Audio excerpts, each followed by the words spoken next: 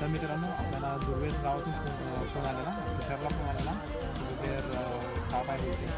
पण त्यांनी बरोबर साप ओळखला लागायचा. तर त्यांनी 4-5 कोंबडी पिल्लं मारलेली आणि नशीब तो तिथेच बसून लागलेला आणि त्या माणसांनी पण व्यवस्थित म्हणजे लक्ष ठेवलेलं. त्यामुळे आम्हाला यायला टाईम झाला तरी पण तो साप तिथेच बसलेला होता. इंडियन स्पेक्टिकल कोबरा आहे आणि एकदम मस्त साईज आहे आणि खूप हेल्दी पण साप आहे. तर ह्या सापाचा विशेषतः ती न्यूरोटॉक्सिक असतं. म्हणजे कधी बाईट वगैरे केला ना तर आपल्या नर्वस सिस्टमवरती म्हणजे त्याचा असर होतो. म्हणजे श्वास घ्यायला प्रॉब्लेम होईल किंवा चक्करसारखी येईल. तर अशा प्रकारे या सापाचं विष म्हणजे असर करतं आपल्या शरीरावर.